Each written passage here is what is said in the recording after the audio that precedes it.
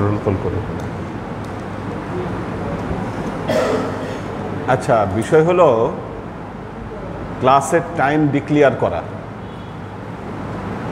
3 জনের কাছে দায়িত্ব থাকতে হবে যারা এটা লিখে দিবে ছেলেদের মধ্যে থেকে।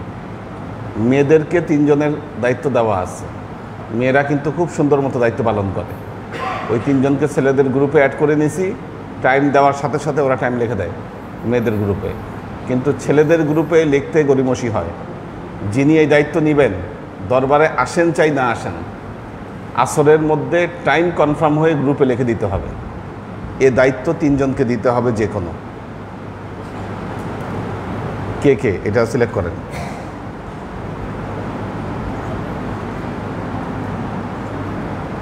যিনি নেটে লিখবেন।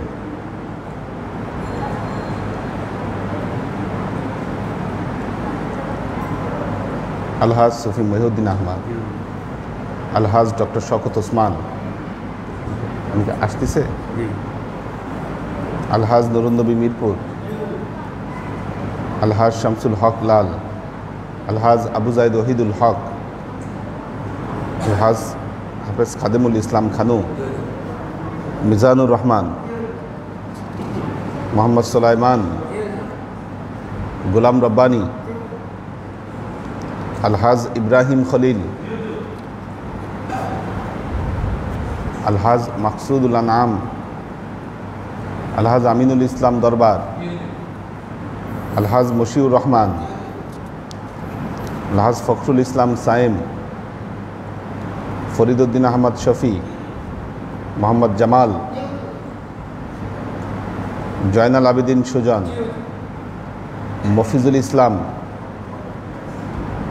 আলহাজ নাজিমুদ্দিন লালকুঠি, আমির হোসেন লালকুঠি, মোহাম্মদ নুরুল ইসলাম ভুঁইয়া, মাশরুকুর রহমান মুস্তাজির, ইসমাইল হোসেন সুমন, আব্দুর রাজ্জাক, ফখরুদ্দিন মোবারক, শাহরিয়ার আলম মাহিন, তাফসিন হোসেন, আশিক মাহমুদ, মোহাম্মদ আবুল মাহফুজ,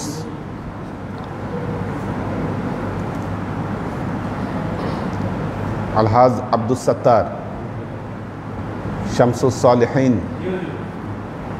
শরীফ সোহেল, কাউসার আলম আলাল, মৌলানা আব্দুল আলিম, আইসানি, কবি রফিক, ফাহিম আরমান, আইয়ুব মন্ডল, মুস্তাকিম শেখ,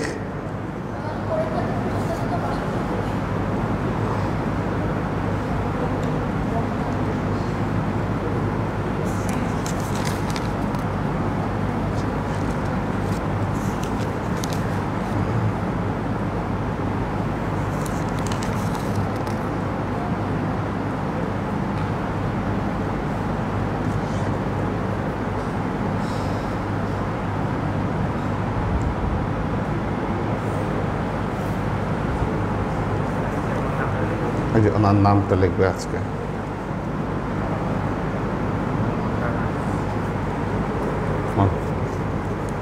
কি নাম জানি? মোহাম্মদ রানা। মোহাম্মদ রানা।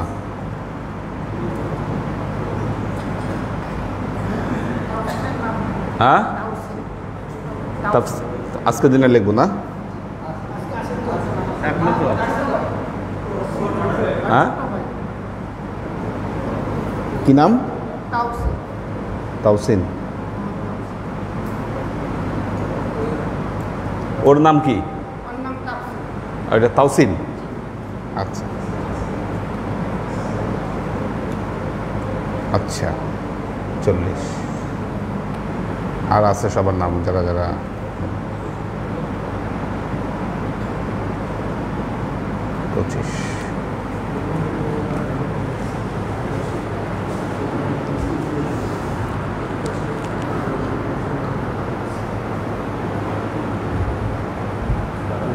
হাবিব ভাই নাতির কথা আল্লাহু আকবার আল্লাহু আকবার।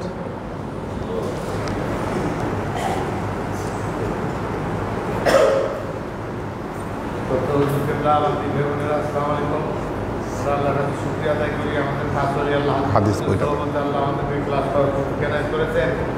আল্লাহর তরফ থেকে এটা একটা চরম করম নিয়ামত। আল্লাহর কাছে আপনারা প্রার্থনা জানাই এই নিয়ামত উপকৃত অবস্থায় যেন আল্লাহর কাছে আমরা যেতে পারি। আমাদের পীর ভাই একজন একজন করে চলে যাচ্ছে আমরা দেখতেছি, এবং একটা পর্যায়ে প্রথম যে কোভিড-19 একটা পর্যায়ে বলতেছিলেন যে খালি পরে বলছে কি যে আপনার বাহিনীর কারণ বুঝতে পারেনি, বলছে কি আপনার সার্টিফিকেটের মান অনুযায়ী ভালো, কিন্তু আমাদের একটা লোক দরকার হলো সারাদিন 24 ঘন্টা থাকতে, কোভিড-19 শিকার হয়ে অনেক নাইট টাইমে থাকবে, আবার রাত্রে নাকি তাদের মাল আসে, বলতে কি যে বিভিন্ন অফিস থেকে কাগজ এনে দিচ্ছে রাত 2টা 3টা বলতে জাগনা থাকে। তাহলে একটু ওয়েট করুন, ভালো পোস্ট আসলে দিয়ে দিন।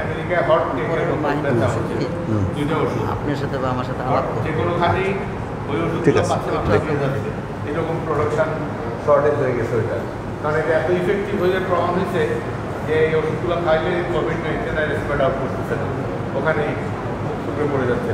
সেই ওষুধগুলো হুজুর ডিটেক্ট করে সবাইকে বলে দিচ্ছেন যখনই একটু সিমটম দেখবেন সাথে সাথে এই ওষুধ শুরু করে দেবেন।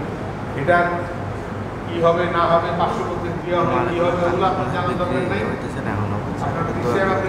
আপনার সেটা পালন করবেন।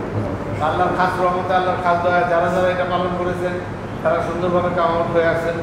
ভেরি রিসেন্টলি যেটা কাম আউট হয়েছে সেটা বলি, সেটা হলো আলী আকবর ভাই। কালকে ক্লাসে আসতে চাইছিলেন কিন্তু বোধহয় বলেতে পারবেন সঠিকভাবে। সে আলী আকবর ভাই ছেলের সাথে আমার কথা, কোথায় কবর দিবে, কোথায় ইয়াতে চলে গেছে, এটা কি কয় আইসিইউতে ঢুকে ফেলছে, আইসিইউতে ঢুকেছে। তখন আমাকে রিং দিচ্ছে যে আইসিইউ থেকে তো বেঁচে ফিরে না, কী অবস্থা, এই সেই অনেক কোথায় কবর হবে কী হবে না হবে সব কিছু ডিটেক্ট করলাম। কবর কিনতে চায় 20 লাখ টাকা দিয়ে কবর বেচা কিনা হয়তো সেটাও বন্ধ হয়ে গেছে। তো বললাম যে এখন তো কবর বেচা কিনা হয় না, এই অবস্থা ঠিক আছে, যাই সব ঠিকঠাক, মারা যাবে কবর দেবো। এই সময় হুজুর কাছে টেলিফোন করলো, হুজুর বললেন যে এই কত পড়াবো এবং জানের সদকা আদায় করো।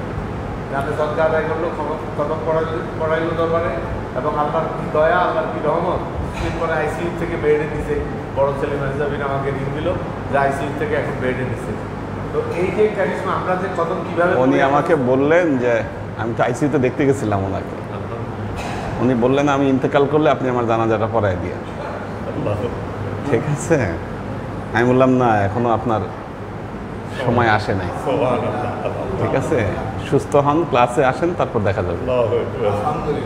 ঠিক আছে, কালকে ক্লাসে আসতে চাইছিল কিন্তু ভুলাইতে পারে না। তো কি হয়েছে, উনি আমাকে রিং করে বলছেন যেটা যে যখনই সিমটম হইল তখনই উনি হুজুরের দেওয়া ওষুধগুলো খাওয়া শুরু করে দিল। হুজুর ওরা বলতেছে ডাক্তারের যে ওষুধ দিচ্ছে ওগুলো রেখে আপনি এগুলো কী খাইতেছেন, ডাক্তার ওষুধ দাও, সেগুলো খাবো, অসুবিধা নেই। তো উনি হুজুরের ওষুধগুলো চালাতে থাকলেন, আমাকে আবার জানাইছেন টাইম টু টাইম। তা বললাম যে হুজুর যেটা বলছে ওইটা হুকুম মানার মধ্যে কামিয়াবি, আপনি হুকুম মানছেন, আলহামদুলিল্লাহ কামিয়াবি হবেন, আপনি ওষুধ খেয়ে যাবেন। এইরকম আমার কাছে যে কজন পীর ভাই রিং দিছে তখন ওই কোভিডের টাইমে আমি হুজুরের ওই স্লিপটা এখন আমার কাছে আসছে, হুজুরের নিজের হাতের লেখা, আমি ওইটা পড়ে পড়ে বলে দিতাম যে এগুলো খেতে বলছে হুজুর, এগুলো খান। এবং আল্লাহর খাস দয়া, আল্লাহর খাস সবাই কামাউন্ট হয়ে আসছে, কেউ বাদ নাই, পুরা ফ্যামিলি শুদ্ধ আক্রান্ত হয়েছে। এরকম অবস্থার মধ্যে ওই ওষুধ সবাই খাইতেছিল, আল্লাহর খাস দয়া, আল্লাহর খাস রহমত, আল্লাহ কবুল করছে। এইটা হলো একজন ওলি আল্লাহ হাদিস হোসেনের বিশেষত্ব। ওনার কথায় কাজে সব আল্লাহ দয়া করে দেন। উনি বললেন, উনি বাবা মনে মনে চিন্তা করলেন, সেটাও আল্লাহ বাস্তবে উদ্ধার করেন। কেন? কেন তিনি হলেন ওলি আল্লাহ, আল্লাহর বন্ধু। আমরা বন্ধুত্বের দাম দেই না, মর্যাদা দেই না, কারণ আমরা সেরকম নিজেকে ম্যাচিউর করতে পারি নাই, যার কারণে আমরা বন্ধুদের মর্যাদা বুঝি না। কিন্তু আল্লাহ বন্ধুর মর্যাদাকে এরকম দিয়েছেন, আমরা হুজুরের শিক্ষা থেকে জানি যে হুজুর পাক সাল্লাল্লাহু আলাইহি ওয়াসাল্লামকে আল্লাহ কোথায় নিয়ে গেছেন, যেখানে দুনিয়াতে আর কেউ নাই, আল্লাহ এবং তার বন্ধু, দুই বন্ধু একান্ত আলাপ করলো। আমরা যেমন দেখা হইলে অনেকদিন পরে দেখা হয়েছে, কথাবার্তা বলার জন্য অর্থ, কিন্তু সেই মহব্বতটুকু আমাদের ভিতরে নাই। তো আল্লাহ মহব্বত কাকে বলে, আল্লাহর প্রেম কাকে বলে, আল্লাহর ভালোবাসা কাকে বলে, আল্লাহ দেখাই দিলেন যে প্রেম করলে, ভালোবাসলে কীভাবে আশ্চর্য আশ্চর্য বললেও তো আমি শেষ করতে পারবো না, এটা মহা আশ্চর্য। কি ধরনের ঘটনা, একজন আল্লাহ খাস প্রিয় বান্দাকে আল্লাহ নিয়ে যাচ্ছেন আল্লাহ খাস দরবারে, এবং সেই দরবারে নিয়ে আল্লাহ কি কথা বলতেছেন, কি আজমানি দেখাচ্ছেন, সব আল্লাহ বলে দিলেন। তো এই যে অবস্থানটা, এই অবস্থানটাকে নিজের ভিতরে আনার জন্য আমরা ওলি আল্লাহ হাদিমের দরবারে আসি, ওনার ক্লাসে বসি, ওনার সহবত দিতে চেষ্টা করি। ওনার চেহারার দিকে তাকায় থাকলেও 1 বছরের পুরো মাফ হয়ে যাবে যদি অন্তর থেকে ভালোবাসার আবেগ নিয়ে আমরা ওলি আল্লাহ হাদিমের দিকে এক মুহূর্তের ভালোবাসা নিয়ে যদি তাকায় 1 বছরের পুরো মাফ হয়ে যাবে ইনশাআল্লাহ। আর আল্লাহ ইন্না ওয়াদাল্লাহ হাক্ক, আল্লাহর ওয়াদা সত্য, আল্লাহ কোনো মিথ্যার ওয়াদা করেন না, অসত্য ওয়াদা করেন না, আল্লাহ যা ওয়াদা করেন তা দিয়ে থাকেন। এরকম যুগে যুগে আমরা দেখতেছি, আমরা পাচ্ছি। ভেরি রিসেন্টলি 1300 বছর আগের একজন সাহাবার লাশ উঠেছে, যা দেখি আপনার ফেসবুকে।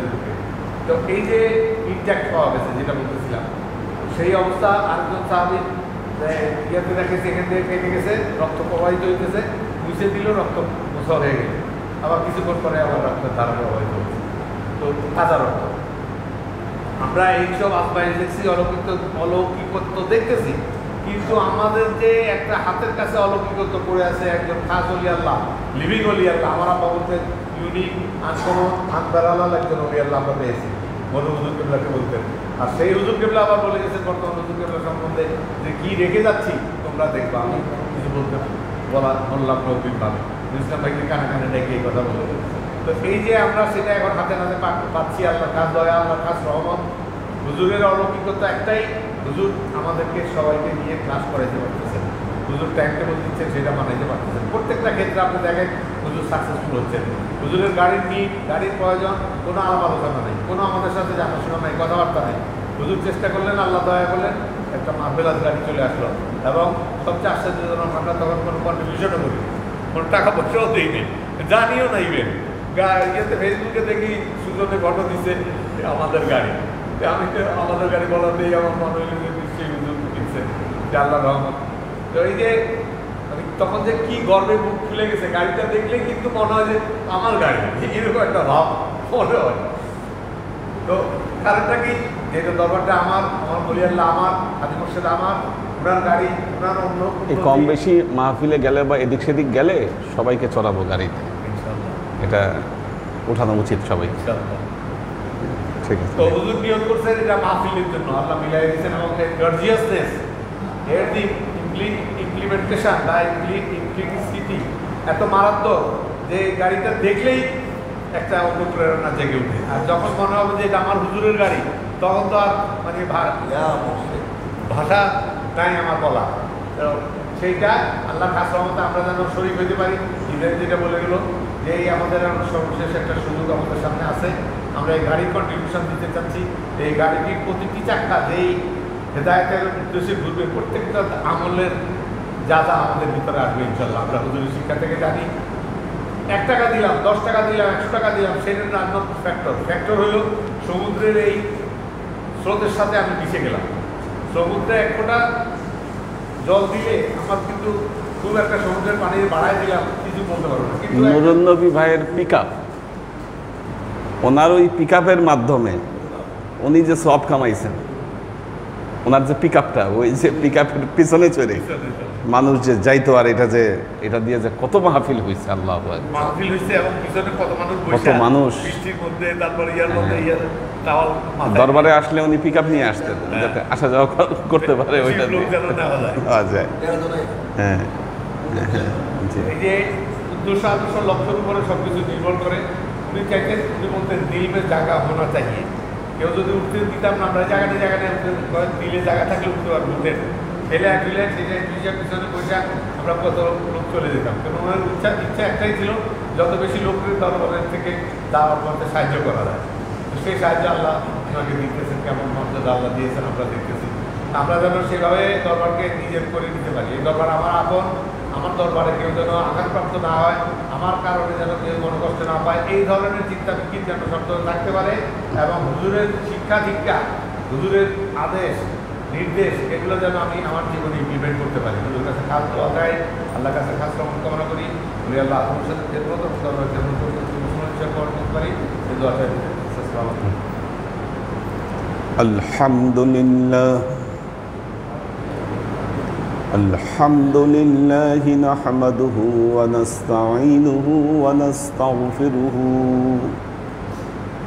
ونؤمن به ونتوكل عليه ونعوذ بالله من شرور أنفسنا ومن سيئات أعمالنا من يهد الله فهو المهتدي ومن يضلل فلن تجد له وليا مرشدا فنشهد أن لا إله إلا الله وحده لا شريك له ونشهد أن سيدنا وسندنا ونبينا محمدا صلى الله عليه وسلم الذي أرسله الله بالحق بشيرا ونذيرا وداعيا إلى الله بإذنه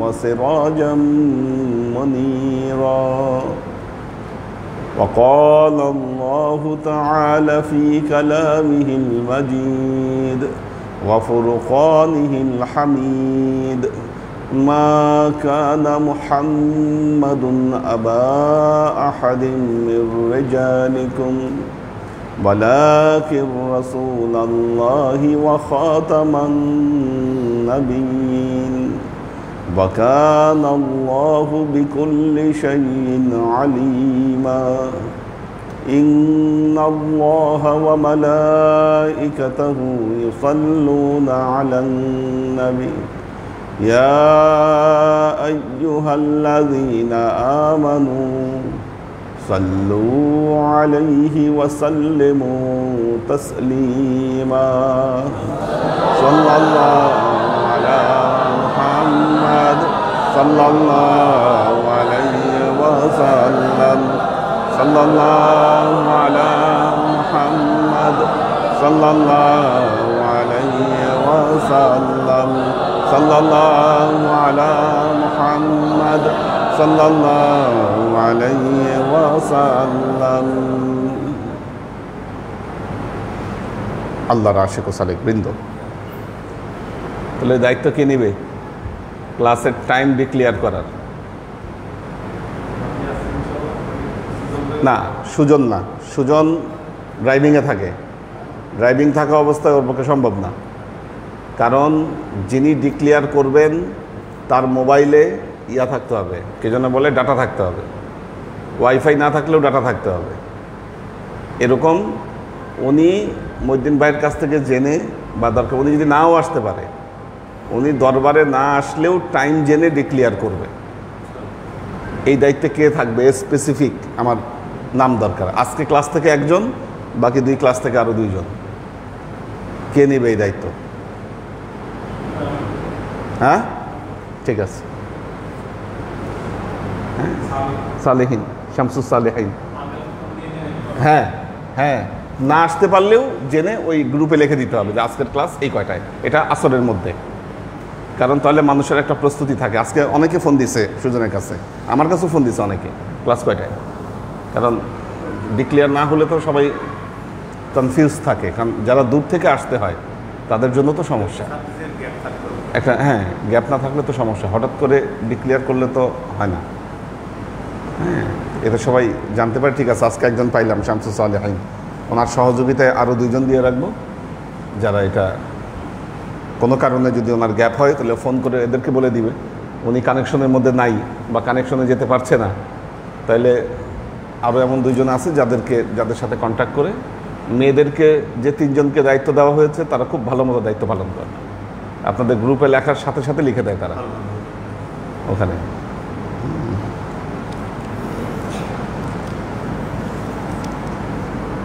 মেয়েরা কিছু কাজে অ্যাক্টিভ, কিন্তু সমন্বয় দরকার আর কি মেয়েদের মধ্যে। এদেরকেও একটা সমন্বয় করে দিতে হবে মেয়েদের ভিতরে। কিতাবুল মানাসিক, হজের বিধিবিধান। এখন শুনবেন, মনে রাখবেন, যখন হজে যাবেন তখন কাজে লাগবে এই জিনিসগুলো। ইব্রাহিম একটা হজের কথা বলছিল। হ্যাঁ,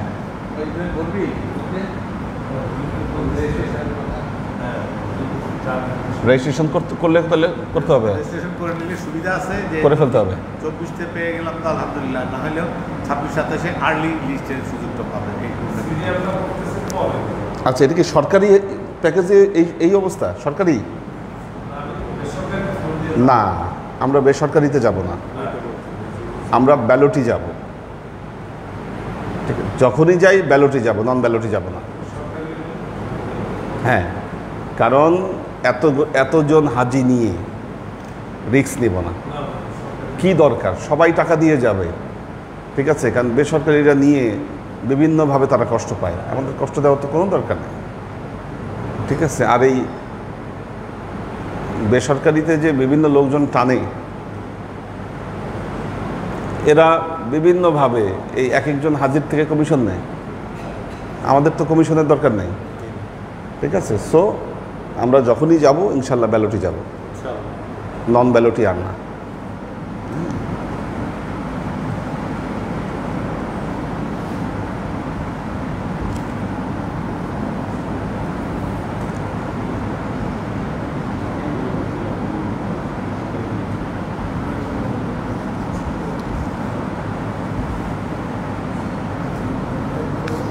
একটু বের করি হাদিস।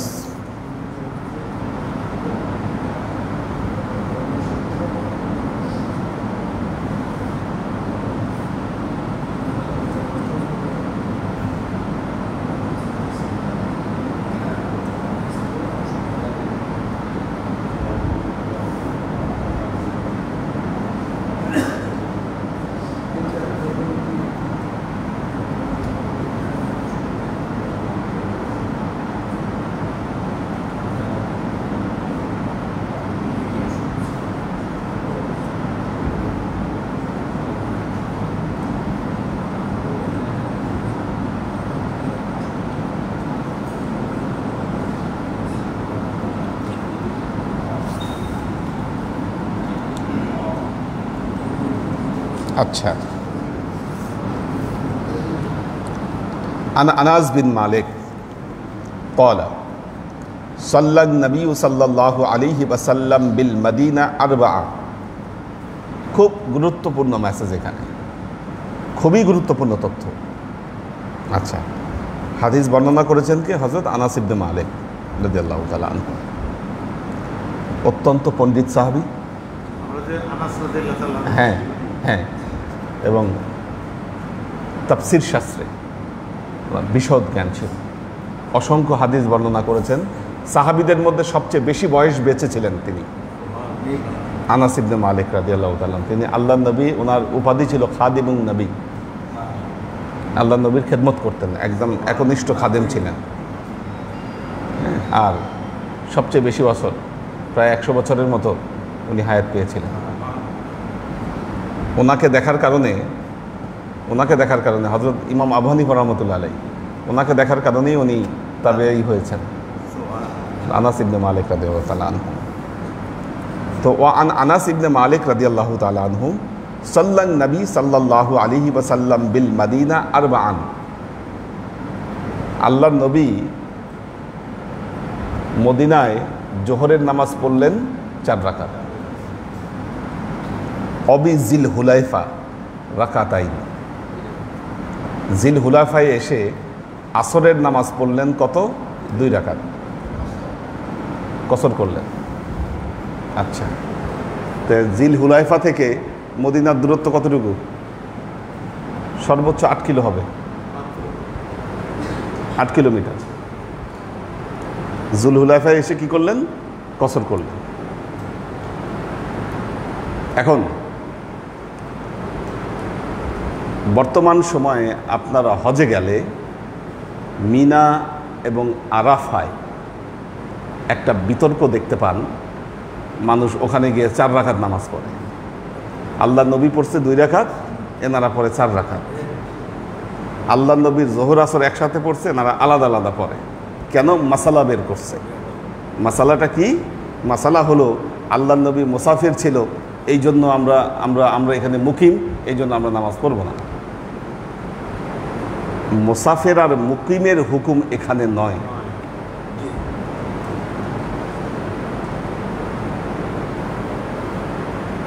মক্কা আল্লাহ নবীর তো জন্মস্থান, এটা কি আল্লাহ নবীর জন্মস্থান, আল্লাহ নবীর ঘর বাড়ি ওখানে কি।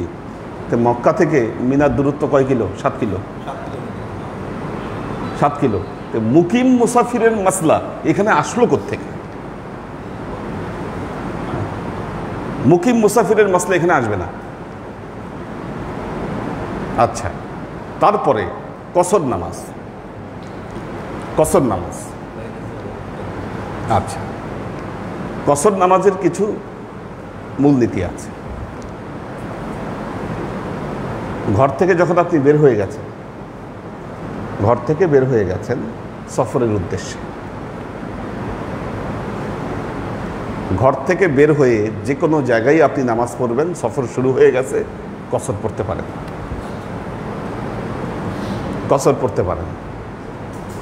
আবার মানজেলে পৌঁছে গেছেন, ওখানে যদি আপনার যথেষ্ট ব্যবস্থাপনা থাকে, আপনি ওই জায়গায় মুকিম, কি আপনি ওই জায়গায় মুকিম। কসরের সীমা দুইভাবে নির্ধারণ করতে হবে। এক হচ্ছে সফর একদিনের, সফর একদিনের, যাচ্ছেন 40 মাইল দূরে, 40 মাইলের চেয়ে বেশি দূরে যাচ্ছেন, কসর পড়তে পারবেন। 40 মাইলের কম কিন্তু 3 দিনের বেশি সফর, কসর পড়তে পারবেন। ব্যাপারটা বুঝাইতে পারছি? 40 মাইলের কম কিন্তু সফর 3 দিনের বেশি, আপনি কসর পড়তে পারবেন। যে জায়গায় যাচ্ছেন জায়গা আজনাবি, থাকবেন 15 দিনের বেশি, কসর পড়তে পারবেন না, কসর পড়তে পারবেন না। এক জায়গায় যদি 15 দিনের বেশি অবস্থান করেন, সেখানে কসর হবে না, সেখানে আপনি মুকিম হিসাবে গণ্য হবেন। মানজেলে ফিরে না আসা পর্যন্ত আপনি কসর পড়তে পারেন। আমরা মুক্তাগাছা গেলাম, ফিরে আসতেছি, কি ঘরে ফিরে না আসা পর্যন্ত আপনি কসর পড়তে পারেন। যে কারণে আল্লাহ নবী বাইতুল্লাহ তিনি 4 রাকাত নামাজ পড়লেন, জিল হুলাইফায় এসে 2 রাকাত নামাজ পড়লেন। সফর অবস্থায় আরেকটি কাজ করা যায়, আন তাজমাউ বাইনাল ওয়াক্তাইন, জোহর এবং আসর একসাথে পড়ে নেওয়া যায় উপযুক্ত সময়ে, মাগরিব এবং এশা একসাথে পড়ে নেওয়া যায়। এই দুটোই করতে পারবেন জামা। এমন না যে আপনি আসর মাগরিব একসাথে পড়বেন, হবে না। জোহর আসর মাগরিব এশা এই দুটাকে জামা করা যায়। আন তাজমাউ বাইনাল ওয়াক্তাইন, আলাদা অধ্যায় আসে এবং আল্লাহ নবী পড়েছেন।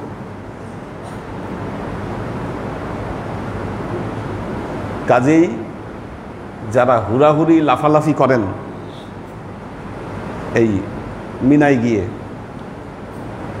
আমরা মসজিদে খায়েফে বসে আছি, জুম্মার সময় দলে দলে লোক ঢুকতেছে।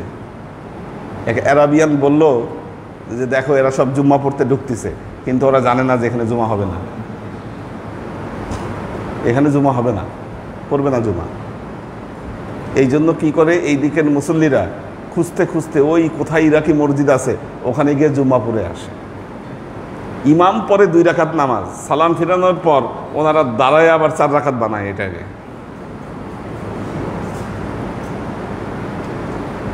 কেন জানেন? এই সবগুলা মূর্খ, পরে নাই। যদি সত্যি আল্লাহ নবীর হাদিস পড়তো, এরা এই কাজ করতো না, করতে পারত না। সব তো গড্ডালিকা প্রবাহে ভেসে যাচ্ছে। প্রবলেম হলো আমরা যে তাঁবুগুলাতে থাকি, এই তাঁবুগুলা হলো ইন্ডিয়ান, পাকিস্তান এবং বাংলাদেশিদের জন্য তাঁবু। ওখানে তো তাঁবু ভাগ করা আছে, তাঁবু ভাগ করা আছে। এটা হলো আমাদের এই অঞ্চলের মানুষদের জন্য তাঁবু। আর এই ফিতনা এবং ফাসাদ শুধুমাত্র আমাদের এই অঞ্চলের মানুষদের মধ্যে। আপনি আরাবিয়ানদের মধ্যে ঢুকেন, এদের মধ্যে এই ফিতনা ফাসাদ নাই, ওনারা সব 2 রাকাতই পড়ে। আর আরাবিয়ানদের তাঁবু দেখলে আপনার মাথা খারাপ হয়ে যাবে। যে সুন্দর সেখানে,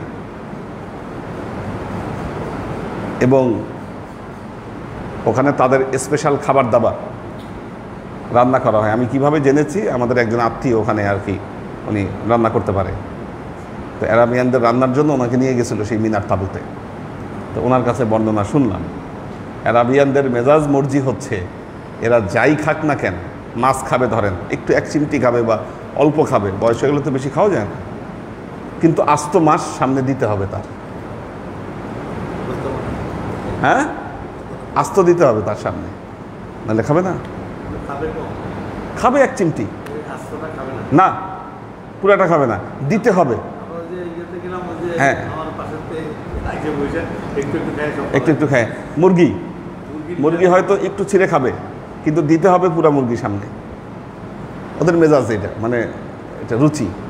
মিনাতেও এই কারবার আছে তাদের। কাজে এই যে 2 রাকাত আর 4 রাকাত নিয়ে গ্যাঞ্জাম করে, এটা শুধুমাত্র আমাদের এই এলাকার বাংলাদেশ, ইন্ডিয়া এবং পাকিস্তানের যারা হাজি, এদের ভেতরে এই গ্যাঞ্জাম। নাহলে আল্লাহর নবী করছে, এটা সবাই জানে। এটা জানার পরে অন্য কোনো মাসালা এখানে খাটতে পারে না, কোনো মাসালা এখানে খাটবে না। তো সাহাবাদের সময় যখন আসছে, তখন মসজিদে খায়েফে জুমা পড়ে নাই, তো আল্লাহর আশিক ও সালেক বৃন্দ, এখানে সুস্পষ্ট আল্লাহ নবী মদিনায় 4 রাকাত পড়লেন এবং জুলহুলাইফায় এসে 2 রাকাত নামাজ, আসরের নামাজ পড়লেন রাকাতাইন। ক্বালা আহসিবুহু বাতা বিহা হাত্তা আসবাহা। আল্লাহ নবী সেখানে রাত্রি যাপন করলেন ফজর পর্যন্ত, সকাল পর্যন্ত না, জিলহুলাইফা, কারণ ওখানে একটা বরকতময় উপত্যকা আছে। আল্লাহ নবী বলেছেন বরকতময় উপত্যকা, অবশ্যই ওটা চিহ্নিত আছে, এটা চিহ্নিত অবশ্যই আছে। আমাদের তো সুযোগ নাই, থাকারও সুযোগ নাই, খোঁজারও সুযোগ নাই, থাকলে বের করা যেত।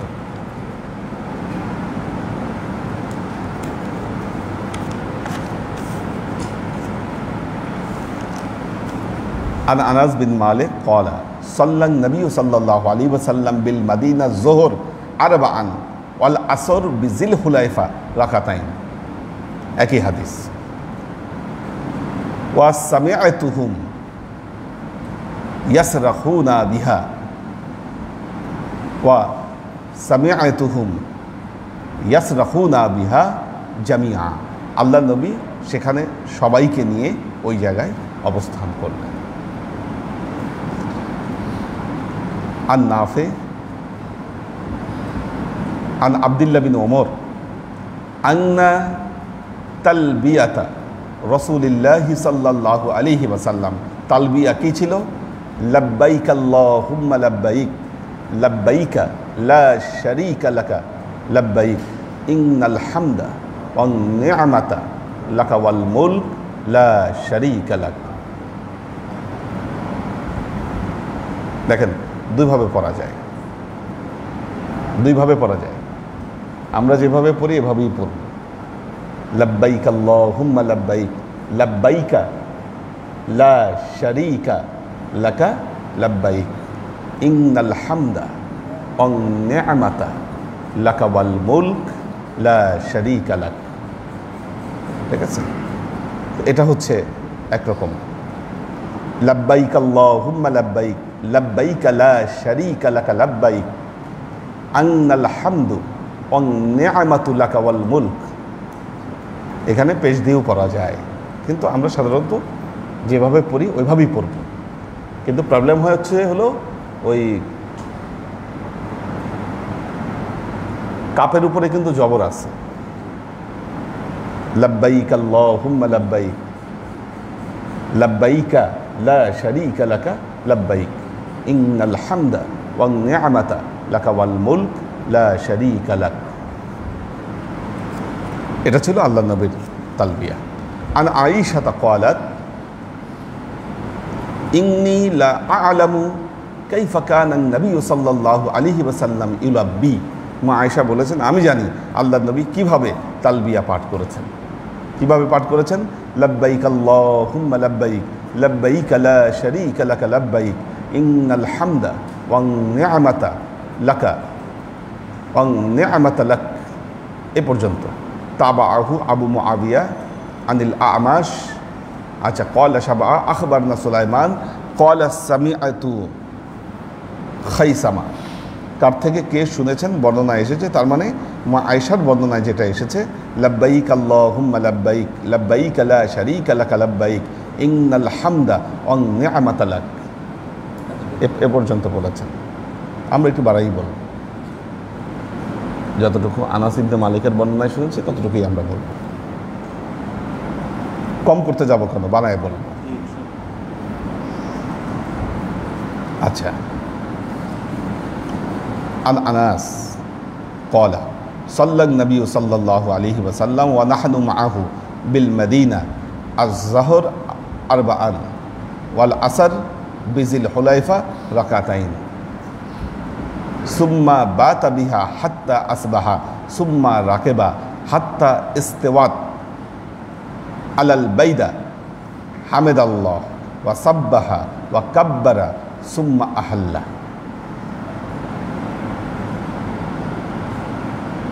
আল্লাহ নবী জিল হুলাইফায় গিয়ে এহরাম বাঁধলেন। এহরাম বাঁধার পর বাহনে চড়ে বসলেন। বাহনে চড়ে বসলেন।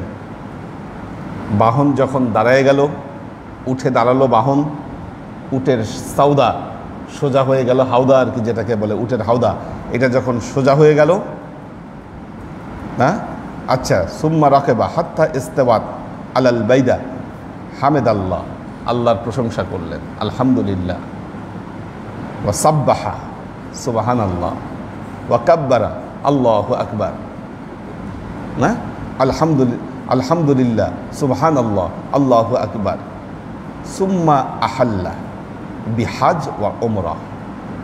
এরপর আল্লাহ নবী কি করলেন? সুম্মা আহাল্লা। আচ্ছা, এরপর আল্লাহ নবী ইহরাম বাঁধলেন। আচ্ছা, ওয়া আহাল্লান নাস বিহিমা, মানুষজন আল্লাহ নবীর সাথে ইহরাম বাঁধলেন। ফালাম্মা কদেমনা আমারাং নাস ফাহাল্লু, যখন মানুষ মক্কায় ফিরে ওমরা করে ফেললো, আল্লাহ নবী তাদেরকে বললেন তোমরা হালাল হয়ে যাও, কারণ ওনারা তামাত্তু করেছিলেন, হ্যাঁ, আল্লাহ নবী কেরান করেছিলেন। হাত্তা কানা ইয়াউমুত তারবিয়া আহাল্লু বিল হজ, আবার এই হজের সময় যখন আসলো, মিনহার দিবসের দিন যখন আসলো, তখন তারা কি করলো? হজের জন্য আবার এহরাম বাঁধলো। ক্বালা ওয়া নাহারান নবী সাল্লাল্লাহু আলাইহি ওয়াসাল্লাম বাদানাতিন বিয়াদিহি কিয়ামান, আল্লাহর নবী কতগুলো উট জবাই করলেন, হজের উট জবাই করলেন, দণ্ডায়মান থাকা অবস্থায়, দাঁড়ানো অবস্থায় জবাই করে দিলেন উটগুলো। উট কিন্তু দাঁড়ানো অবস্থায় জবাই করে, আল্লাহ নবী দাঁড়ানো অবস্থায় উট জবাই করে দিলেন, বিয়াদিহি, তার নিজ হাতে, কিয়ামান। ওয়া জাবাহা রাসূলুল্লাহ সাল্লাল্লাহু আলাইহি ওয়াসাল্লাম বিল মদিনা কাবাশাইনি আমলাহাইনি, মদিনায়, দেখেন মদিনায় এই ইয়ার দিন, কোরবানির দিন আল্লাহ নবী কী করেছেন? জাবাহা বিল মদিনা, মদিনায় আল্লাহ নবী কোরবানি করেছেন কাবাশাইনি, দুইটা ছাগল। কেমন ছাগল? আমলাহাইনি, যেই ছাগল হলো কালো আর সাদা মিশ্রিত, কালো আর সাদা মিশ্রিত।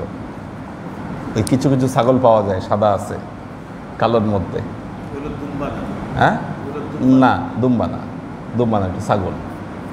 তার মানে বোঝা গেল একদম ফুল কালো না, কালোর সাথে একটু মিক্স থাকলে সেটা ভালো। এরকম ছাগল আল্লাহ নবী কোরবানি করেছিলেন। এই ছোট ছোট জিনিসগুলোই তো সুন্নত বের হয়ে আসে, হ্যাঁ। তো বিল মাদিনা কাবাশাইনি আমলাহাইনি। ক্বালা আবু আব্দুল্লাহ ক্বালা বাদুহুম হাজা আন আইয়ুব আন রাজুলিন আন আনাস, কার থেকে বর্ণিত হয়েছে এই বর্ণনা এসেছে। হজের কোরবানি করা, হজের কোরবানি ব্যাংকে করলে নিরাপদ, ব্যাংকে দিয়ে দিলে কোরবানি হয়ে যাবে। নিজ হাতে যদি কোরবানি করতে চান তাহলে শর্ত দিতে হবে আমি নিজে গিয়ে নিজ হাতে কোরবানি করব। এই শর্ত না দিয়ে যদি টাকা দেন আপনার টাকা খেয়ে ফেলবে, কোরবানি করবে না। কারণ আশেপাশে ঘুরঘুর করে তো বাংলাদেশি মানুষ,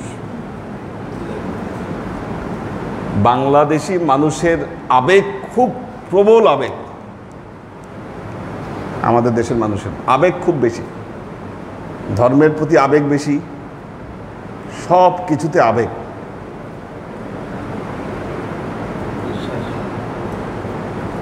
দেখবেন আমরা একটা থাপ্পড় মারলেও 32টা দাঁত ফালাই দিতে চাই, কি এটা তো আবেগের বহিঃপ্রকাশ, আর তো কিছু না।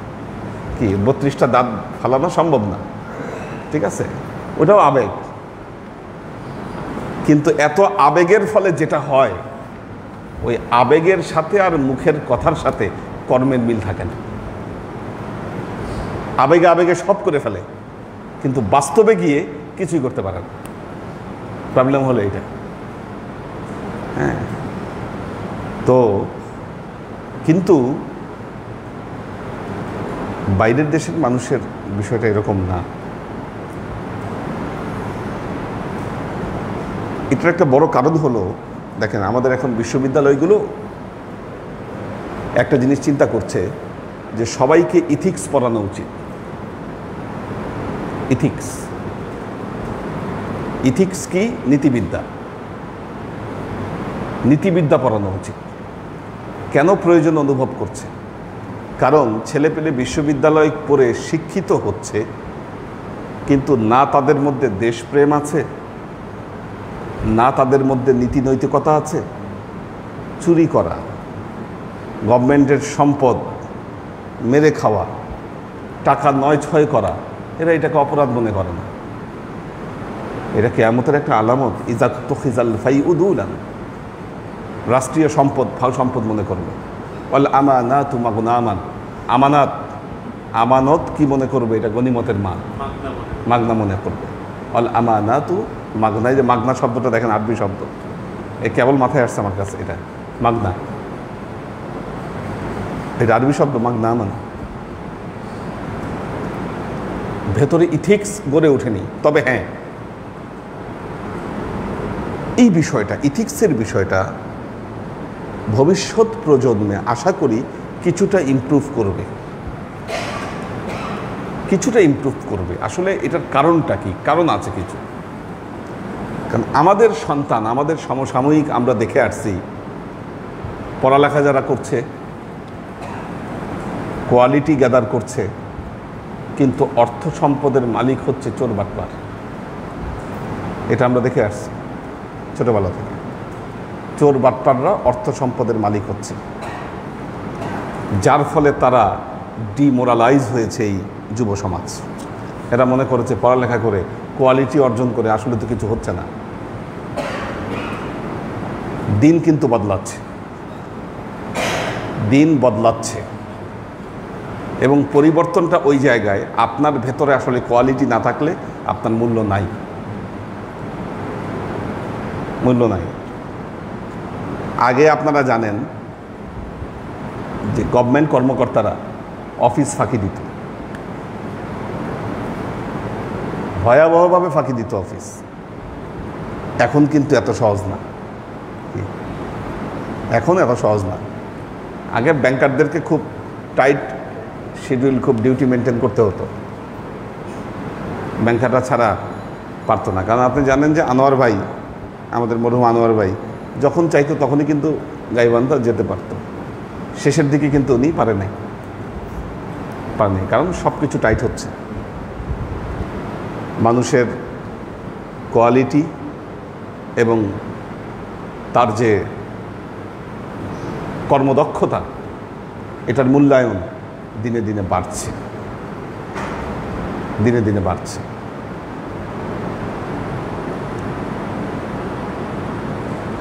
সেজন্য দেখা যায় যে আমাদের ধার্মিকতার সাথে সাথে আমাদের নৈতিকতা রাইজ করছে না। এটা বিরাট একটা অভাব, বিরাট অভাব এই বিষয়টায়। কেন, কি কারণ আল্লাহ মালুম। যিনি ধর্মকর্ম খুব বেশি করেন তিনি মনে করেন যে আমি এই মসজিদে গিয়ে ধর্মকর্ম করে আমি জান্নাতটা কিনে ফেলছি আল্লাহর কাছ থেকে। এটা আমি আমার জীবনের অনেক অভিজ্ঞতা থেকে আমি বলছি। আমি এই কোরবানি প্রসঙ্গে বলছি এই কথাগুলো। আমার মনে হয় যে এটা যে ধর্মকর্ম করে তিনি মনে করছেন যে আমি আল্লাহর কাছ থেকে জান্নাত কিনে ফেলছি। যারা হজে মানুষ নিয়ে যাচ্ছেন ওনারা মনে করছেন প্রতি বছর হাজি নিয়ে হজ করে আমি আল্লাহর কাছ থেকে তো জান্নাতটা কিনেই ফেলছি। হ্যাঁ, এখন এই যে মানুষকে বিভিন্ন মিথ্যা আশ্বাস, জানে যে না পসিবল হবে না, তারপরেও এই যে কথা এবং কাজের মিল পাচ্ছে না, কথা এবং কাজের মিল পাচ্ছে না। আলেম সমাজকে যদি মানুষ ট্রাস্ট করতে না পারে, বলেন আমাদের কোয়ালিটি কোথায় যাচ্ছে, কোয়ালিটি কেন হারাচ্ছে? একজন আলেম, একজন দ্বীনের প্রচারক, তাকে যদি মানুষ ট্রাস্ট করতে না পারে, কথা যদি ক্রিস্টাল ক্লিয়ার না হয়, তাহলে তো সমস্যা। আমি কিন্তু মানুষের ভুগিযুগি কথা শুনলে, কথার মধ্যে ফাঁক থাকলেই মেজাজটা খারাপ হয়ে যায়। যেমন গতকালেরই একটা ঘটনা, একজন এসে আমাকে একটা জিনিস বুঝাইতে চাচ্ছে, সেখানে বেজায় ফাঁক, একে জানান যাবে না, ওকে জানান যাবে না। তো ভুগিযুগি কেন ভুগিযুগি? একটা কাজ যদি করেন তো আমার ক্রিস্টাল ক্লিয়ার করতে সমস্যা কি বলেন? এখানেই তো সমস্যা। যেখানে ভুগিযুগি মনে করবেন সেই জায়গায় প্রবলেম। একটা কাজ করবেন, আপনি ওকে জানাইতে পারবেন না, ওকে জানাইতে পারবেন না, সমস্যাটা কোথায়? প্রবলেমটা কোথায় আসলে? হ্যাঁ, তো যদি কারো প্রিভিয়াস রেকর্ড ট্রাস্ট করার মতো হয়, তাকে ট্রাস্ট করা যায়। অতীত ইতিহাস তো বলে না যে আপনাকে চোখ বন্ধ করে ট্রাস্ট করা যায়। ঠিক আছে, সে তো বলে না। কাজেই মানুষের এই যে বিশ্বাসের জায়গাটা, নবীর সুন্নত আপনি পালন করেন, নবীকে এত ভালোবাসেন, নবীর সুন্নত পালন করেন, কি নবীর সবচেয়ে বড় সুন্নত ছিল নবীকে যারা বিশ্বাস না করেছে, নবীর ধর্মে যারা, আদর্শে যারা বিশ্বাস না করেছে, তারাও একটা সাক্ষ্য দিয়েছে উনি ভালো মানুষ ছিলেন। না, উনি ভালো মানুষ, ওনার কথায় ৯-৬ নাই, নড়চড় নাই। আমরা তো সুন্নতের ওই জায়গাটা টাচ করতে পারি না, নাহলে মানুষ আমার উপরে এত অবিশ্বাস কেন? কাজেই এই জন্য দেখেন, আপনি ধার্মিক হবেন, পরহেজগার হবেন, সব কিছুর আগে নিজের যে মানবিক গুণাবলী, মানসিক গুণাবলী, এটাকে রাইজ করেন। ইতিহাস প্রমাণ দেয়, যুগে যুগে আলেমেরা টাকার কাছে তারা বিক্রি হয়ে গেছে, টাকার কাছে বিক্রি হয়েছে। তো সামান্য স্বার্থের লোভে নিজেদেরকে বিক্রি করে দিয়েছে। এটা আলেমের চরিত্র হওয়ার কথা না।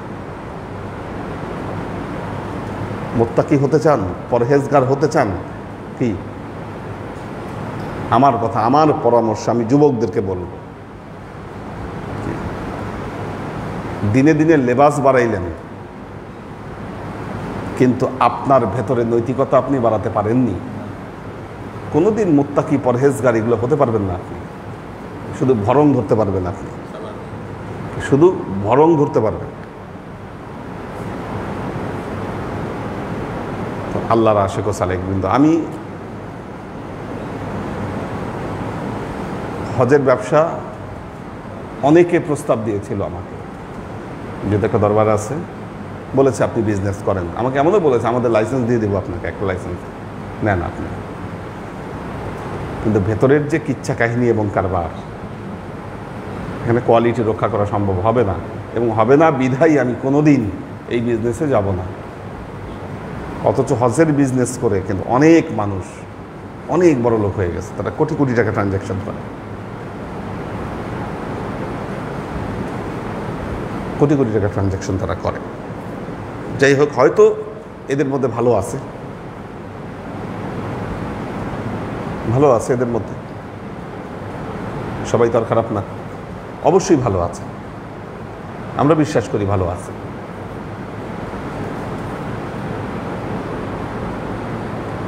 আমি ভালো হয়ে কি করব? এই কার্যক্রম চালাইতে গেলে তো আমার মানুষ দরকার, সে তো ভালো হবে না। টাকা সামনে পাইলে লোক সামলাতে পারবে না, নয় ছয় করে ফেলবে।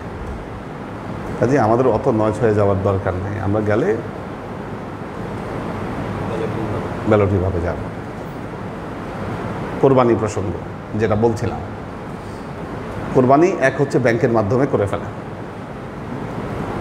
হাজার হলো আরব দেশের মানুষ, তো ওরা না করে বলবে না হয়েছে, এতটুকু ট্রাস্ট করা যায়। আরব দেশের মানুষের অনেক বদনাম শুনবেন, অনেক বদনাম, কিন্তু তাদের এইরকম কিছু কোয়ালিটি আছে, কথা দিলে কথা ভাঙবে না, ওয়াদা দিলে খেলাফ করবে না। বিশেষ করে যারা একদম আমাদের নবীর দেশের মানুষ, যারা কি সৌদি আরবে যেই সমস্ত আরাবিয়ানরা দেখবেন উল্টাপাল্টা করতেছে, ওরা মিশর থেকে বা ইয়ামেন থেকে আসছে, তারা এই উল্টাপাল্টা কিছু একটা করে। আরাবিয়ানরা কখনো করবে না। মক্কা এবং মদিনার আহাল যারা কোনোদিন করবে না। তাদের যে অ্যারিস্টোক্রেসি, তাদের যে উদারতা, বদান্যতা, এটা দেখলে আপনি অবাক হবেন। আমরা জেদ্দা ফিরছিলাম, মাঝখানে থামালো এক আরাবিয়ান, এসে আমাকে ডেকে নিয়ে গেল, বললো যে তোমাদের নাস্তার কি প্রয়োজন ওই পুরা বাসের লোকদের জন্য? আমি তো লজ্জা পাচ্ছি। আমাকে বলল লজ্জা না পাইতে, যা খুশি নাও, ওখান থেকে যা খুশি নিতে বলেন, আমি নেই না। পরে সে নিজেই ঘুরে ঘুরে ওই যে নাস্তা কিনে দিল আমাদেরকে।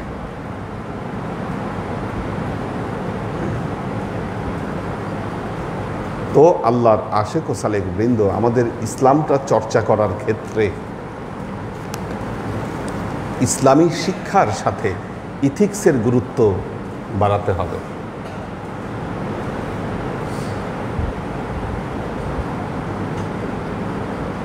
মাদ্রাসা বর্তমান শিক্ষা ব্যবস্থায়, আমি একটা কথা বলেছি, আমার যে ফাইন্ডিংসগুলো, মাসলা মাসাইল পড়ানোর নামে আগে তাদেরকে নেগেটিভিটি শিক্ষা দেওয়া হয়,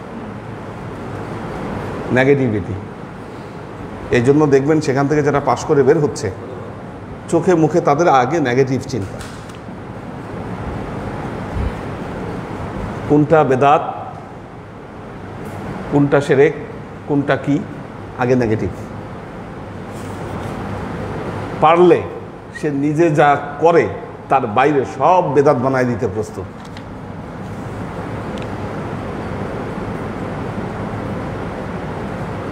কাজী আল্লাহর আশেক ও সালেক বৃন্দ, এই অবস্থা থেকে ফিরতে হবে। শিক্ষা ব্যবস্থার উন্নয়ন ঘটলে এই মোরাল এবং নীতি নৈতিকতার জায়গায় একটা পরিবর্তন আসবে বলে আশা করি। আপনারা আপনাদের সন্তান সন্ততিকে মনে রাখবেন,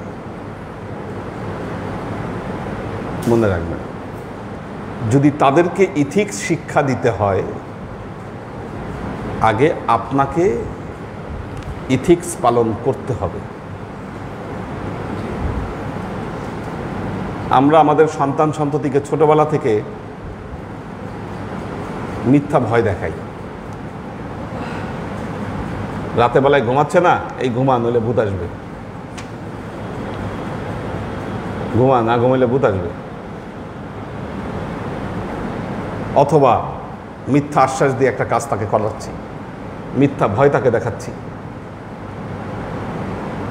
যখন আপনার শিশুটা দেখবে যে না, আপনি যে কথাটা বলেছেন মিথ্যা, তখন আপনার কথার উপর সে পরবর্তী তার ট্রাস্ট সে নিজে আনতে পারবে না। না, ও বলেই সেও তখন মানুষের সাথে একই কাজ করবে, আর তার যে ওই নৈতিকতার জায়গাটা ওইটা নষ্ট হয়ে যাবে, ওইটা ঠিক থাকবে না, শেষ হয়ে যাবে ওইটা। আপনি যদি আপনার সন্তানের সামনে মানুষের সাথে মোয়ামেলা যদি আপনি দেখেন যে না, এখন তো প্রতিটা মানুষ কিন্তু একটু বয়স হওয়ার পর থেকেই জিনিসগুলো সে জাজমেন্ট করতে পারে, সে জাজমেন্ট করে একটা বিষয় তার মধ্যে সে নিয়ে আসে। আল্লাহর আশেক ও সালেক বৃন্দ যাই করেন না কেন, পৃথিবীতে একটা নৈতিকতা জানা, সন্তান উপহার দেওয়া, এটা আপনার দায়িত্ব। একটা সৎ মানুষ যদি আপনি পৃথিবীতে রেখে যেতে পারেন, আপনি সৌভাগ্যবান। চলে তো যেতে হবে, পৃথিবীতে আপনি কি রেখে যাবেন, কেমন মানুষ রেখে যাচ্ছেন, কেমন নাগরিক রেখে যাচ্ছেন, তারা এই পৃথিবীতে কি করবে, এটা গুরুত্বপূর্ণ বিষয়। কি শিক্ষা দিচ্ছেন তাদেরকে, আপনি কি দীক্ষা দিচ্ছেন, গুরুত্বপূর্ণ বিষয় এটা।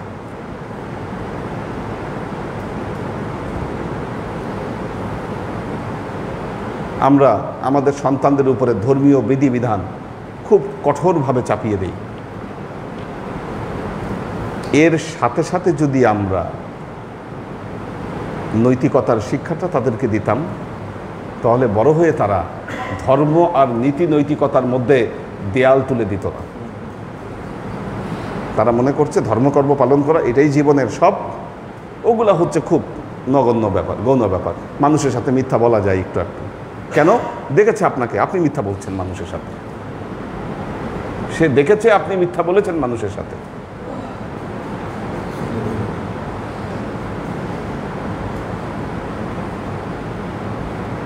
আল্লাহর আশেক ও সালেক বৃন্দ, মিনিমাম একটা লেভেল থাকা দরকার, মিনিমাম লেভেল থাকা দরকার। কিন্তু অনেক সময় আমরা সেই মিনিমাম কোয়ালিটি এবং মিনিমাম লেভেল রক্ষা করতে পারি না। নাহলে আমাদের মধ্যে এত, ধরেন যে মানুষটা বাটপারি করতেছে মানুষের সাথে, যিনি বাটপারি করছে সে তো জানে আমি বাটপার, সে কিন্তু জানে আমি বাটপার, কিন্তু কোন সাহসে সে বাটপারি করতেছে? কারণ সে মনে করছে এই বাটপারি করে এটা কোনো ব্যাপারই নয়, এটা করা যায়, 9-6 করা যায়। আল্লাহর আশিক ও সালেক বৃন্দ, এখান থেকে, এই জায়গা থেকে একটা জিনিস হলো, দেখেন একটা জিনিস,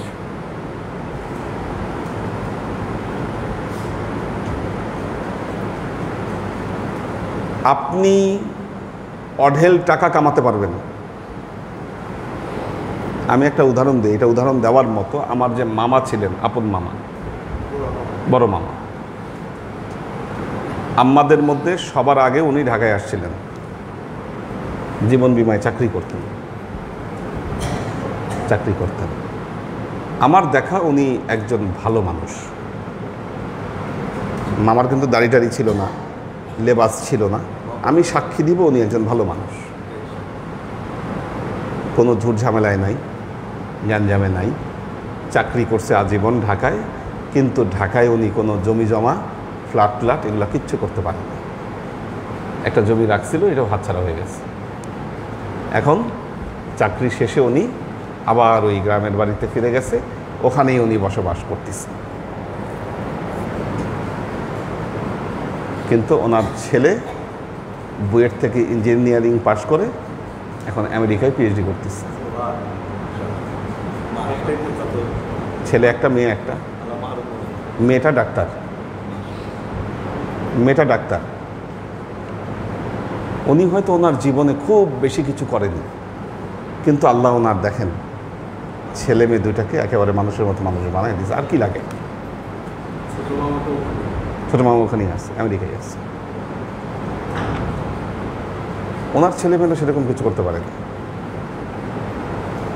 এনার ছেলেমেয়েরা যা করছে। কেন? উনি সৎ মানুষ ছিলেন। কাজী আপনার ভার্চু, আপনি সৎ, এটার পুরস্কার আল্লাহ আপনার জীবনে অবশ্যই অবশ্যই দিবে। আমি চলে গেলে মানুষ যদি বলে যে ওই মানুষটা সৎ ছিল, এটাই তো জীবনে বড় একটা পাওয়া, বড় একটা পাওয়া। আমি কয়েকদিন আগে একটা আলোচনায় গিয়েছিলাম, একজন এই যে মণিপুর বা ওই মণিপুর স্কুল যেখানে আছে ওখানকার আশেপাশে এক লোকের নাম, একজন বলল ওই লোক খুব ভালো লোক ছিল, তার সাথে আরেকজন আছে সে চিনল তাকে, বলে হ্যাঁ সে খুব ভালো লোক ছিল, মারা গেছে সে আরো 10 বছর আগে, কিন্তু তাকে স্মরণ করে বলতেছে সে ভালো লোক ছিল। তার মানে আসলেই লোকটা কোয়ালিটিফুল লোক ছিল, সে কোয়ালিটিফুল লোক ছিল সে। এটা একটা বড় পাওয়া। আপনি লেবাস নিয়ে মারা গেলেন, মানুষ বলল সুবিধার ছিল না, মানুষ সুবিধার না। হাদিসে আসছে, আমরা হাদিস পড়েছি কিতাবুল জানায়েজে, 3 জন যদি সাক্ষী দেয়, কি 3 জন যদি সাক্ষী দেয় এই লোক ভালো লোক ছিল, এই লোক তো জান্নাতি।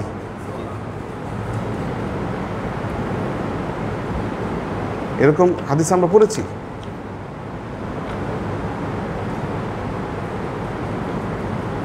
সুতরাং এই জায়গাগুলোকে আমাদের ঠিক করতে হবে। শেষ একটা হাদিস পড়িয়ে শেষ করে দেবো, আজকাল পড়াবো না।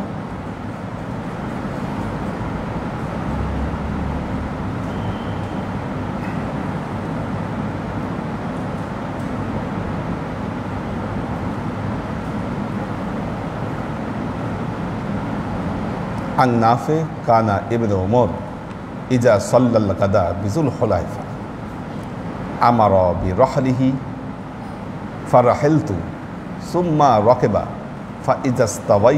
فإذا استوت به استقبل القبلة قائما ثم يلبي حتى يبلغ الحرم ثم يمسك حتى جاء إذا توفي بات به حتى يصبح فإذا صلى الغداء اغتسل وزعم أن رسول الله صلى الله عليه وسلم فعل ذلك تابعه إسماعيل عن أيوب। আল্লাহ নবী তালবিয়া পড়তে পড়তে বাইতুল্লাহর দিকে যেতেন, যখন বাইতুল্লাহ নজরে আসতো তালবিয়া বন্ধ করে দিতেন। এটা কিন্তু নিয়ম। তালবিয়া পাঠ করবেন বাইতুল্লাহ ঢোকার আগ পর্যন্ত। বাইতুল্লাহ সীমানায় ঢুকেছেন, তালবিয়া বন্ধ। লাব্বাইক আল্লাহুম্মা লাব্বাইক লাব্বাইক লা শারীকা লাকা লাব্বাইক ইন্নাল হামদা ওয়ান নি'মাতা লাকা ওয়াল মুলক লা শারীকা লাক। এটা পড়তে পড়তে বাইতুল্লাহ পর্যন্ত যাবেন, বাইতুল্লাহ পর্যন্ত গিয়ে সেটা বন্ধ। এরপর আল্লাহ নবী আরেকটি জায়গায় গিয়েছিলেন, ওখান থেকে বাইতুল্লাহ জিয়ারত শেষে সেই জায়গায় আল্লাহ নবী গিয়ে গোসল করেছেন। ওই জায়গাটা এখনও চিহ্নিত আছে যেখানে আল্লাহ নবী গোসল করেছেন, এবং ওই জায়গায় অনেক মানুষ গিয়ে ওই জায়গাটা গোসল করে। ওখানে তায়েফ থেকে ফেরার পথে এরকম একটা জায়গা আছে যেখানে আল্লাহ নবী অবস্থান করেছিলেন এবং গোসল করেছিলেন। তায়েফে যাওয়া এবং আসার 2টো রাস্তা আছে। একটা একদম পাহাড়ি রাস্তা,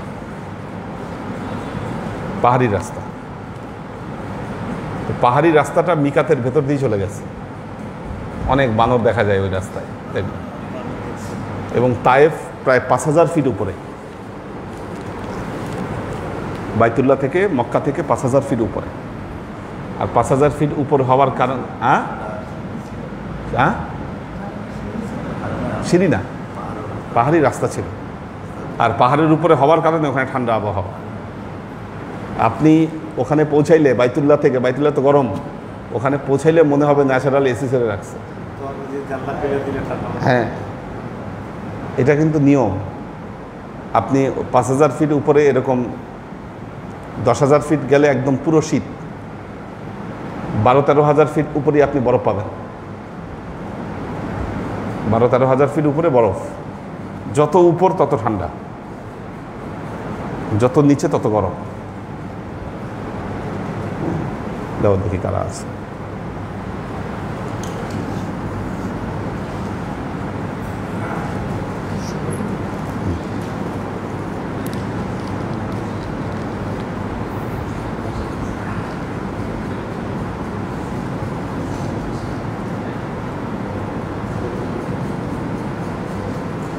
আচ্ছা, মেয়েদের ওখানে বাচ্চারা কথা বলেছে, বাচ্চা 2 জন কথা বলেছে। আমরা এখানে বাচ্চাদের কথা থামানোর জন্য যে কৌশলটা অবলম্বন করি, সেপারেট বসায় দেওয়া। বাচ্চাদেরকে একসাথে রাখবেন না, একসাথে রাখলেই কথা বলবে। 4 জন থাকলে 4টারে 4 কোণায় বসাবেন, 5 জন থাকলে 5 কোণায় বসবেন। ওদেরকে আলাদা করে দিলেই আর কথা বলার সুযোগ নাই। পাশাপাশি যদি বসেন, কাছাকাছি বসলে বাচ্চারা একটু হাতাহাতি করবে, খেলা করবেই, এটা করবেই। এটা আলাদা করা, রাইট, আলাদা বসাইতে হবে। আলাদা না বসাইলে কথা থামাইতে পারবেন না। দেখি আপনাদের মেয়েদেরকে নিয়ে বসবো, বসে ঠিক করতে হবে।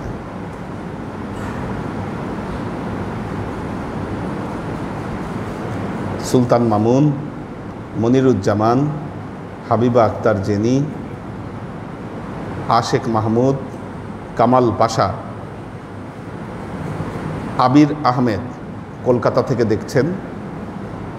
আশেক মাহমুদ, উনি পাবনা আছেন, আজকে পাবনা গিয়েছেন, পাবনা থেকে ক্লাস করছেন। আলী আকবর ভাই আছেন, আমাদের হাসিব ভাই আছেন, আলী আকবর ভাই দোয়া চেয়েছেন। তাহেরা তনু, কাউসার আলম আলাল, মোহাম্মদ আজাদ, সানশাইন ফ্লোরা, মাহফুজুল হক উজ্জ্বল, লুনা তাবাস্সুম লুবনা, মোহাম্মদ মিজান, সাবিহা তাবাস্সুম আনিকা, সাইফুল রিঙ্কু বাহরাইন থেকে। সাবিহা তাবাস্সুম আনিকা, উনি নারিয়া থেকে, নরিয়া থেকে। হ্যাঁ,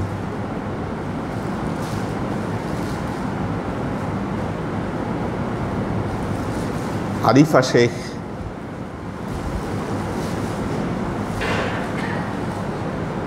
মমতাজ বেগম, নাসিমুল ইসলাম পটল, আইরিন সুলতানা, মিতু ইসলাম, আব্দুল হাফিজ, এইচ.কে কনক,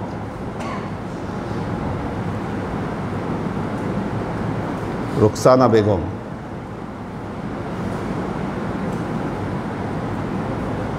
আবির আহমেদ আরিয়ান কামরাঙ্গীর চর থেকে, সাইম আহমেদ, নুরুল ইসলাম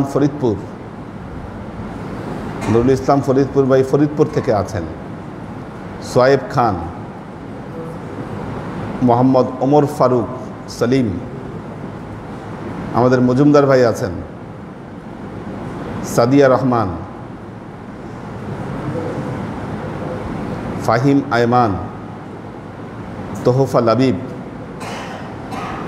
মজুমদার ভাই সবাইকে সালাম দিয়েছেন।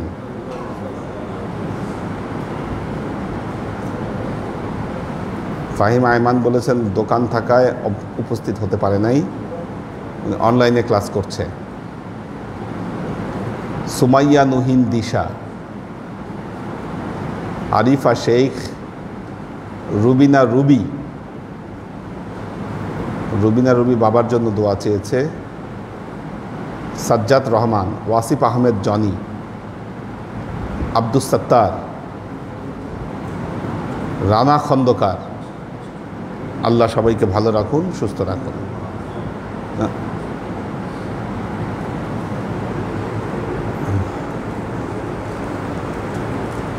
আল্লাহুম্মা আমিন। اللهم صل على محمد وعلى آل محمد كما صليت على إبراهيم وعلى آل إبراهيم إنك حميد مجيد اللهم بارك على محمد وعلى آل محمد كما باركت على إبراهيم وعلى آل إبراهيم إنك حميد مجيد ربنا ظلمنا أنفسنا وإن لم تغفر لنا وترحمنا لنكونن من الخاسرين ربنا آتنا في الدنيا حسنة وفي الآخرة حسنة وقنا عذاب النار ربنا لا تزغ قلوبنا بعد إذ هديتنا وهب لنا من لدنك رحمة إنك أنت الوهاب اللهم إنك عفو تحب العفو فاعف عني يا غفور الرحيم الودود اللهم نور قلوبنا بنور الإيمان ونور قلوبنا بنور الإسلام ونور قلوبنا بنور الإحسان وزين أخلاقنا بنور محمد صلى الله عليه وسلم اللهم إنا نسألك علما نافعا رزقا واسعا عملا مقبولا شفاء من كل داء قلبا خاشعا ذهنا ذاكرا إيمانا كاملا توبة قبل الموت راحة عند الموت ونجاة بعد الموت اللهم إنا نسألك رحمتك في كل درجة فلاح في كل أمر ونعوذ بك من الشرك والشك والنفاق والبدعة ومن كل وسوسة الشيطان يا الله يا রহমান ইয়া মালিক আমরা এতক্ষণ তোমার দরবারে যে সমস্ত আমলকে উপস্থাপন করলাম ত্রুটিমুক্তভাবে এই আমলগুলোকে তুমি আমাদের তরফ থেকে কবুল করে নাও তুমি আমলের যাজা আমাদের প্রিয় নবী হযরত মুহাম্মদ মুস্তাফা সাল্লাল্লাহু আলাইহি ওয়াসাল্লামের কাছে পৌঁছে দাও আল্লাহ আমাদের নবীর পরিবারবর্গের কাছে তুমি এর চাচাকে পৌঁছে দাও এই দুনিয়ার সমস্ত আম্বিয়ায়ে কেরাম সাহাবায়ে কেরাম তাবেঈন তাবেঈন ওয়ালি আউলিয়া গাউস কুতুব আমাদের মা বাবা ভাই বোন আত্মীয় স্বজন এই দরবার থেকে যত পীর ভাই বোন চলে গেছে সবার রূহে আল্লাহ তুমি এর চাচাকে পৌঁছে দাও তুমি তোমার হাবিবের ওসিলায় আমাদের সবাইকে কবুল ক্ষমা করে দাও আমাদের জীবন থেকে সমস্ত অভাব অভিযোগ বালা মুসিবত দুঃখ কষ্ট রোগ শক্তি দূরীভূত করে দিয়ে দৃঢ় হস্তে তোমার দ্বীনের খেদমতের তৌফিক তুমি আমাদেরকে দান করো আজীবন যেন তোমার হেদায়েতের পথে প্রতিষ্ঠিত থাকতে পারি সে তৌফিক তুমি আমাদেরকে দান করো সুবহান রাব্বিকা রাব্বিল ইজ্জাতি আম্মা ইয়াসিফুন সালামুন আলাল মুরসালিন আলহামদুলিল্লাহি রাব্বিল আলামিন ওয়াজআল আখিরু কালিমাতিনা ইনদাল মাউত লা ইলাহা ইল্লাল্লাহ মুহাম্মাদুর রাসূলুল্লাহ সাল্লাল্লাহু